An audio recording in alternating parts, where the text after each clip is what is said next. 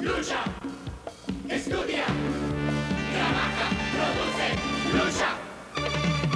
Lucha con firmeza. Lucha con firmeza. Por tu tierra patria. Por tu tierra Perú. Ayuda al terruño que te vio nacer. Costa, sierra y selva, unidos. Al de tus hermanos y dale a tu patria tu amor y tu fe, tu amor y tu fe, tu amor y tu fe. El Perú eres tú. Haz mejor tu labor y tendrás un Perú mejor. Lucha con firmeza para conservarla, con fe en el futuro, en tu porvenir, en tu porvenir, en tu porvenir. Muy buenas noches amigos, bienvenidos a una edición más de Habla el Pueblo. Esta noche nos acompañan en nuestro panel Julián Cortés, Pedro Gamio y Harold Alba. De inmediato vamos a dar inicio al programa escuchando la voz del pueblo. Hoy les prometemos unos temas bien interesantes que consideramos que merecen ser explicados y en los que creemos importante recoger la opinión de la ciudadanía. El primero que vamos a abordar esta noche con nuestro panel y con ustedes es quiénes están detrás de los candidatos presidenciales, qué personas, qué intereses son los que impulsan o promueven a los candidatos presidenciales. Vamos, señores, señor director, con el primer tema de la noche.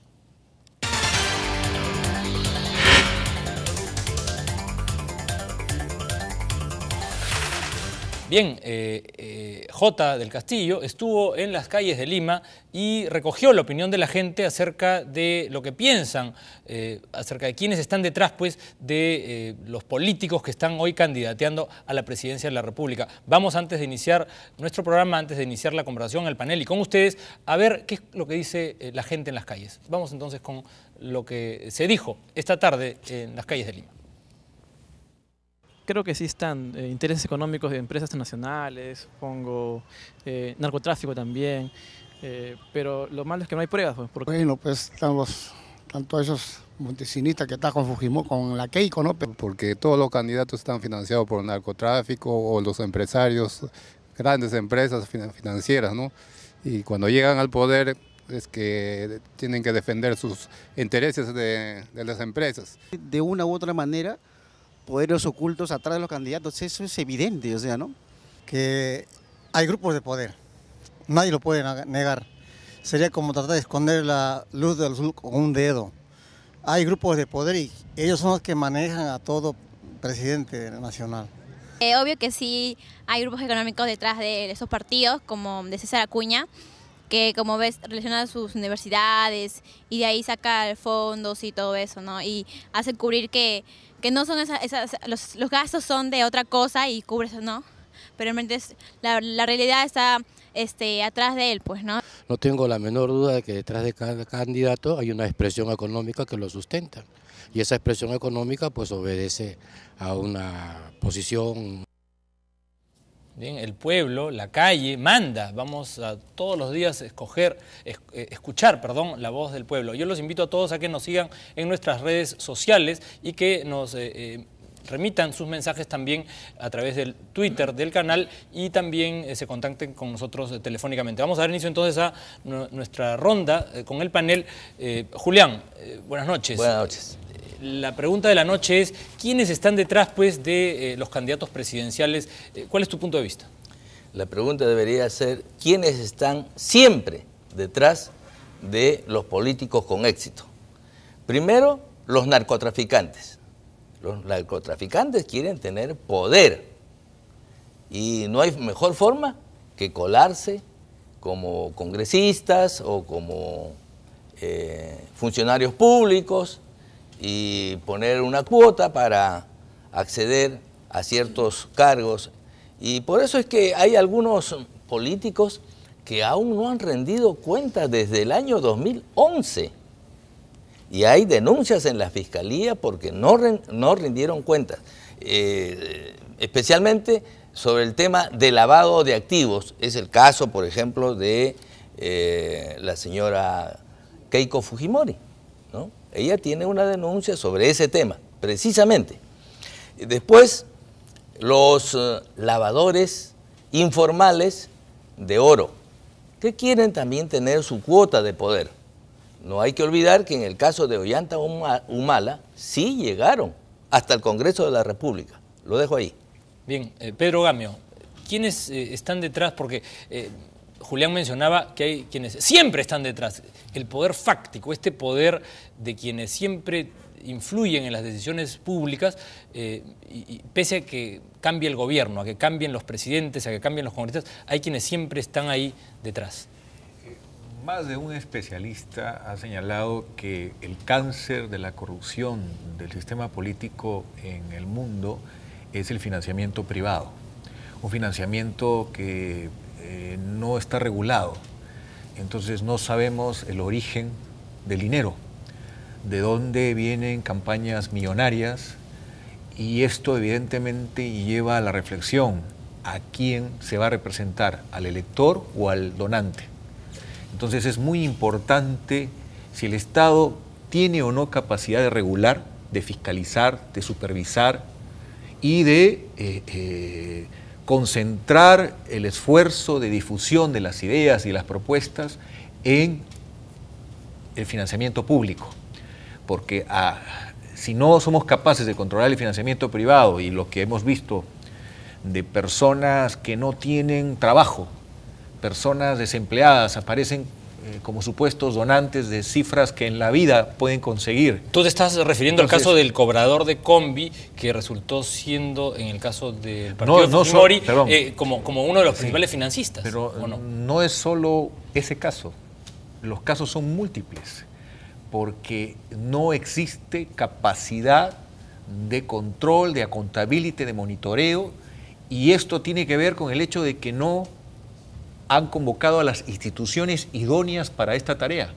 Si vamos a aceptar financiamiento privado, debemos poner a la SUNAT, debemos pedirle a inteligencia financiera, debemos pedirle a las instituciones que tienen el dominio de la información para que crucen esta información y en tiempo real, no esperar 5 o 6 años después de un proceso electoral, sino en tiempo real se diga: señor, esto que usted está gastando no se ajusta a la verdad.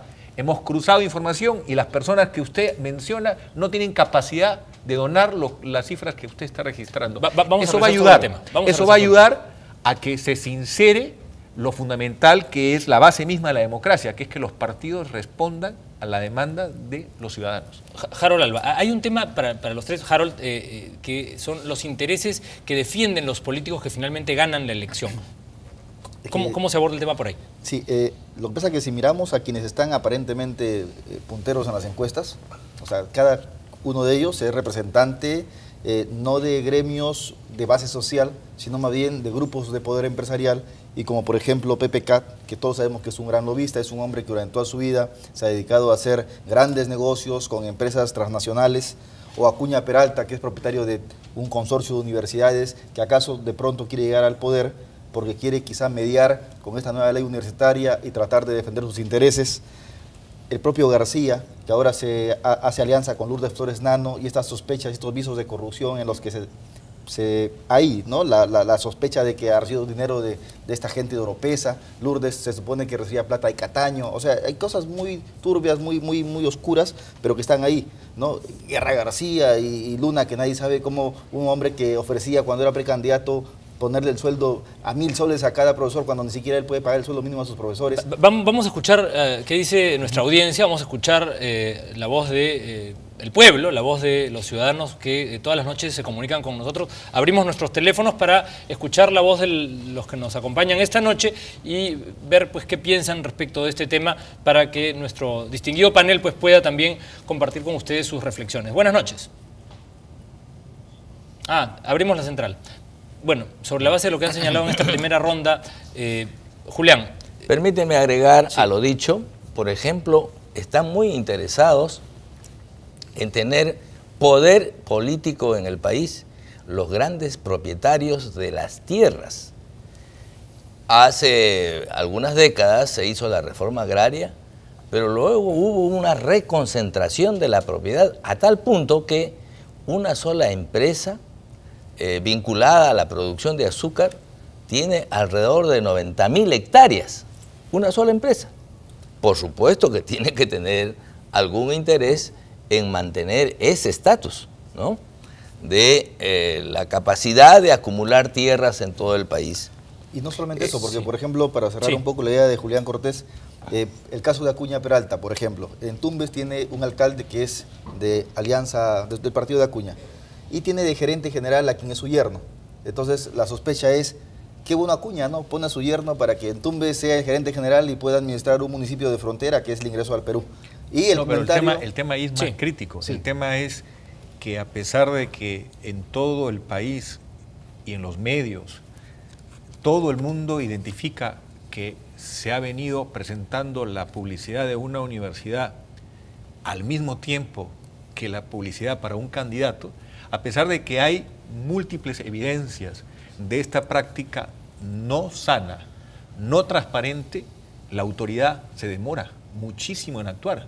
Es decir, para mí esta es una señal, porque si estamos vendiendo el modelo de universidad o estamos vendiendo el modelo de éxito de un candidato que hace que supuestamente la universidad sea ejemplo del país futuro que vamos a tener. Sí, pero Acuña estaba yendo más allá de eso. O sea, me refiero a que la sospecha, ¿no?, que hay, que no sospecha, la gente es voz populi en estos lugares del litoral, es que Acuña tiene un consorcio que está acumulando tierras para construir hoteles frente al mar, en el litoral peruano.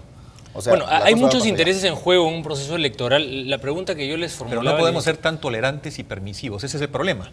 Todo el mundo sabe que la práctica no es correcta, incluso al presidente del Jurado Nacional de Elecciones lo he escuchado declarando que existen suficientes evidencias, pero hay que actuar rápido. Hoy en día existe en el derecho penal un proceso muy ágil, muy eficaz. ¿Por qué en materia del poder electoral no podemos ser así de eficaces? Yo les pregunto, en el derecho también hay procedimientos de oficio, no es necesario que haya una denuncia de parte para que se inicie pues un proceso de fiscalización, digamos. En este caso, digamos, parece que hay, como dices, mucha tolerancia. ¿Qué piensas tú, Julián? No hemos visto casos en que la Fiscalía de la Nación voluntariamente haya tomado la decisión de investigar a un político. Ni A, ni B, ni C. Hay otro tema sobre el que quería incidir. ¿Quiénes quieren que lleguen determinadas personas al poder? Los que van a usar de las licitaciones, a usarlas y a abusar de ellas. Hay 3 o 4 o 5 grandes empresas transnacionales brasileñas en nuestro mercado que tienen maquinaria, tienen equipo, y me parece muy bien que lo tengan. Pero el tema está que estas empresas están envueltas en escándalos internacionales de sobornos, ¿no? Y eso podría también afectar a esas relaciones que mantiene el Perú con esas empresas. Yo les planteo una pregunta adicional, a ver si me pueden ayudar a absolverla. Tenemos ya 2 llamadas del público que las vamos a atender también. Y es, ¿quién defiende los intereses del pueblo? Es decir, de la clase trabajadora, de las madres gestantes, de los niños, si es que hay tantos políticos identificados con intereses de tipo corporativo, digamos. A mí lo que me llama la atención, y esto sí es una crítica constructiva a mis colegas, es que la democracia es el menos malo de los sistemas políticos. No hay una realidad blanco y negro. No conozco nadie que haya ejercido la función pública en los distintos niveles de gobierno que no haya tenido de por medio algún funcionario que haya cometido una irregularidad. Lo que quiero decir es que lo que tenemos que hacer es construir instituciones. Correcto. Pero no caer en la tentación de quién moraliza a los moralizadores, las tentaciones de aquellos que tienen la verdad absoluta y que nos llevan a un escenario de descalificar la democracia, que no es saludable. Claro, pero el hecho es que no hay sanciones, lo que tú decías. Claro, no funcionan las instituciones. Hay que construir instituciones y que los primeros de la clase entren a la política. Vamos a escuchar las primeras llamadas de la noche. Muy buenas noches, estamos en Habla el Pueblo. Muy buenas noches. Gracias por llamar. Aló, por ahí, buenas noches. ¿Qué tal? Eduardo Huertas, de los Ríos de Villa Chorrillos. Díganos. Claro. Es un saludo para el señor Pedro Gallo, que está en la mesa, que no lo veo año. Bueno, interesante el tema, y me gustó el comentario que hizo el señor que hablaba de Oropesa, ¿no? Por ejemplo. Vamos a poner un enemigo de la sociedad, el narcotráfico. Es cierto, el narcotráfico es el gran enemigo y el gran corruptor.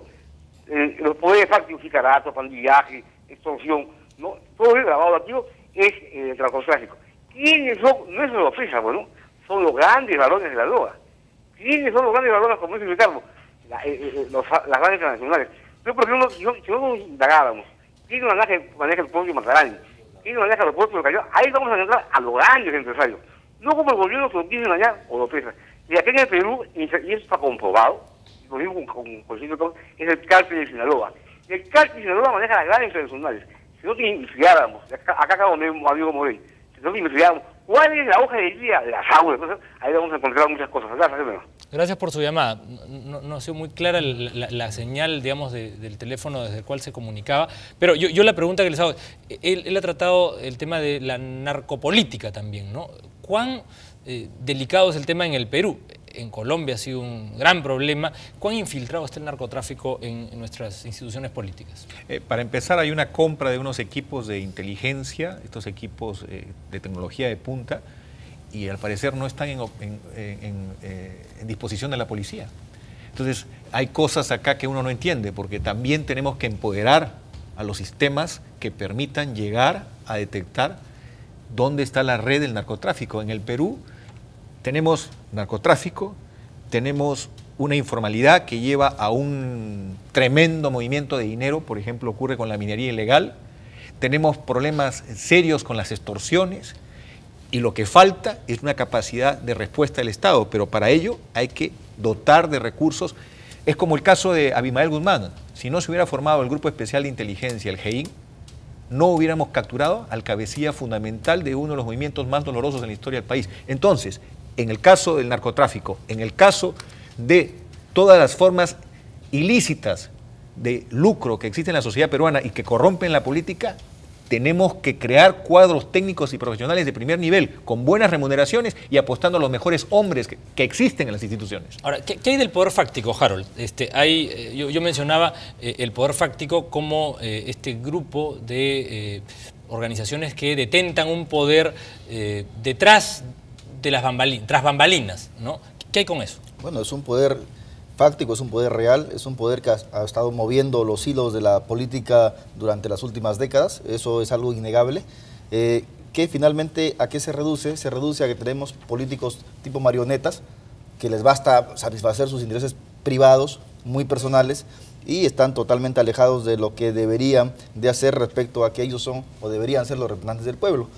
Tú hace un momento preguntabas quiénes representan a las clases populares. Yo digo, si hay algo que tengo claro, es que detrás de estos candidatos no hay organizaciones de base realmente popular. Por ejemplo, bases que representen a las clases realmente populares.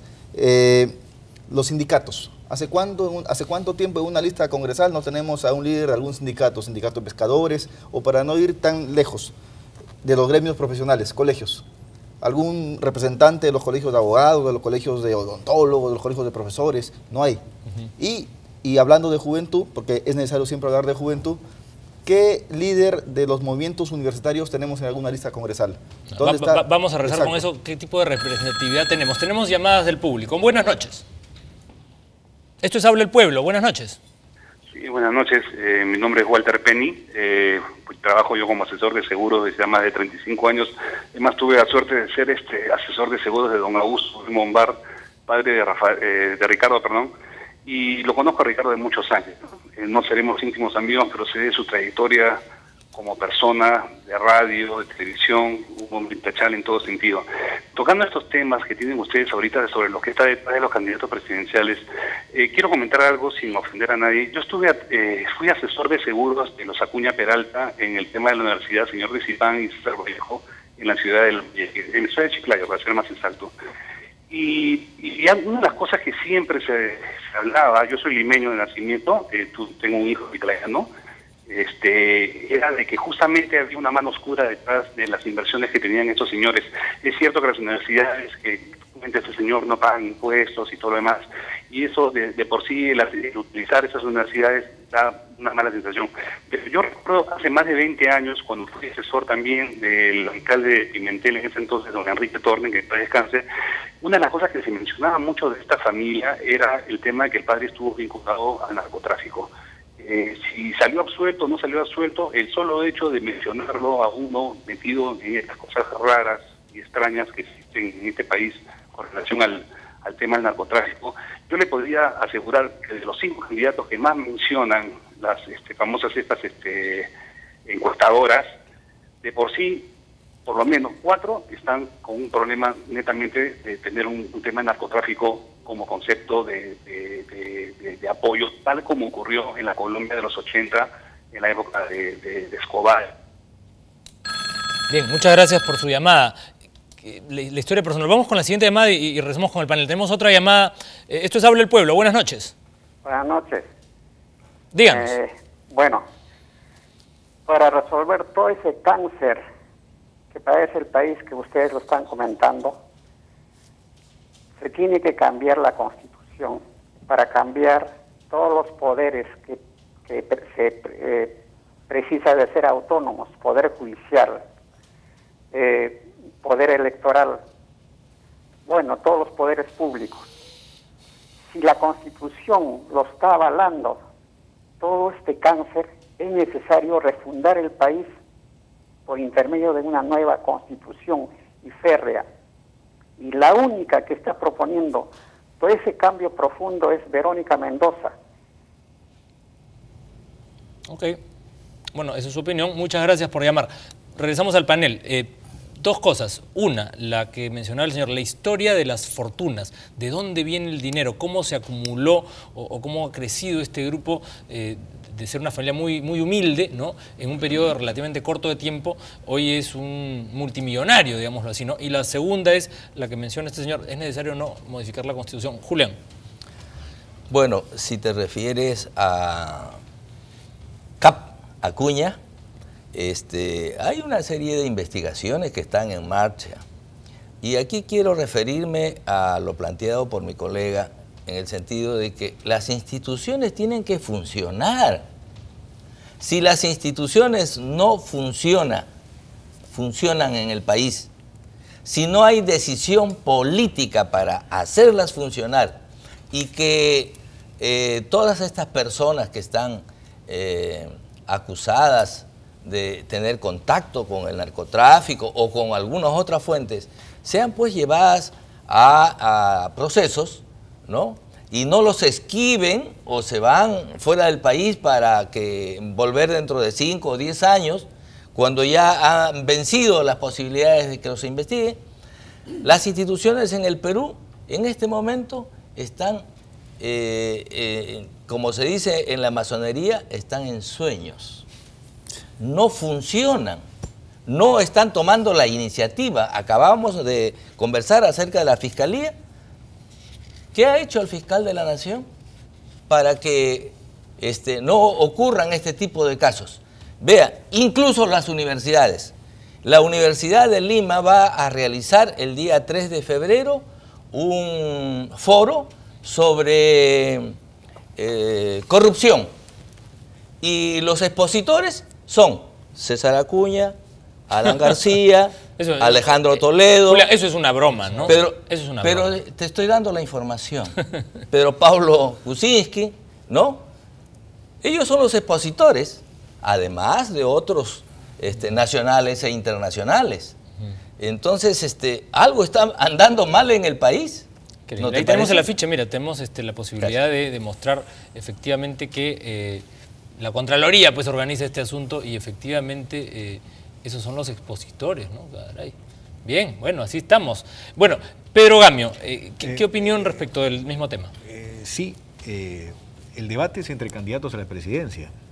Por lo tanto, deben ser convocados todos los candidatos a la presidencia a presentar sus ideas sobre un tema tan delicado como qué van a hacer frente a la corrupción. Ahora, pero hay un tema que yo quiero comentar, sobre el poder regulador del Estado y las universidades. Correcto, pero un está tema fracasando. Respecto a lo que has mencionado, porque aquí ayer abrimos teléfonos, eso vamos a conversarlo en el siguiente bloque.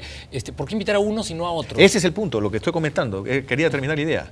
O sea, me parece que es totalmente incorrecto que en un gran evento empresarial solamente se invite a unas 4 personas y no al resto de candidatos. ¿Por qué? Porque uno no puede decir, oiga, porque la encuesta hace que la señora Fujimori esté en primer lugar, definitivamente la única invitada o la primera invitada a todos los eventos tiene que ser ella, y resulta que el candidato que tiene menos participación ya está descalificado 4 meses antes de que se diera el día de las elecciones. A mí me parece un despropósito. Volvemos aquí con esta mesa, con el panel de Habla el Pueblo, con Julián Cortés, Pedro Gamio y Harold Alba.